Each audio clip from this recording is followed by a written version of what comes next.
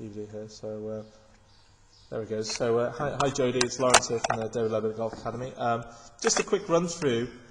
First of all, Jodie, we have a look at the grip there. You can see the right hand tends to get a little bit underneath the grip, so it's a little bit too far. If you look down at your grip, it's a little bit too far to the right and under. We look at Michelle there, you can see how that right hand is a little bit more on top and over the grip. Okay? And what I'm going to show you here, Jodie, is the effects that right hand grip has on the swing. As we move back, you can pretty much see how the club in this halfway position is pointing down to the ground. Okay? Now look what happens here to Michelle Wie. You'll probably see that the toe is beginning to face up to the sky.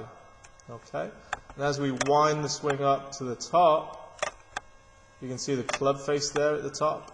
You can see all of the grooves. As we wind you up to the top here, what we'll see is probably minimal. We'll only see the top line of the club. So that club now, Jodie, is completely shut. Okay? Michelle's is completely square. Look what happens to Michelle. Because the club's square and neutral, as she swings down, she can keep that left arm pretty straight, but also watch her follow through. Watch what happens with her arms.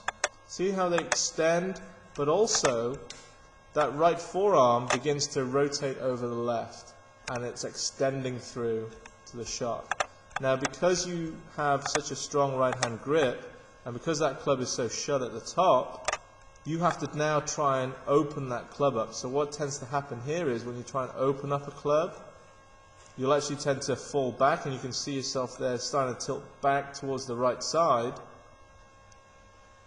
That left elbow will lead in simply just to open up that golf club, because you need that golf club straight. And that's why your impact looks very much cradled, because you're trying to hold that club open. Alright? And that's why that left arm looks like that. So, first step, let's get that right hand grip on, and let's try and feel a much better club face position at the top, as we mentioned, and then start working on this extension and this release coming through, instead of trying to defend the shot coming through. I mean, you can see the position of your arms there, okay? But look at the club. You can see the club is still pretty much closed, but you've had to do that to keep it closed, all right? Otherwise, it would have been extremely closed. But look at Michelle. She's extended, and the club's in the same position as you. It's fully released, but she's extended.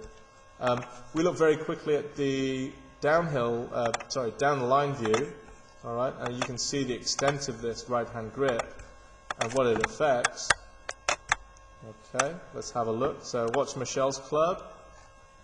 Because of that right-hand grip, you can see the toe beginning to point up. Let's have a look at yours. Because of that right-hand grip, look how that club face is very much hooded and shut. Okay, and we know what happens when it gets hooded and shut. You have to back off to try and add some loft. Look how shut that is there. Watch Michelle as she winds. Toe up again, okay? And this is where you catch a little bit of the ground there, or even top it, just because you're trying to leave that club open. Watch Michelle's extension through, and watch that release with the forearms. We'll have a look at yours, and see you're leaving that club open. Okay, so we're going to start working a lot more on the right-hand grip and extension and release, Jodie. Okay, good job.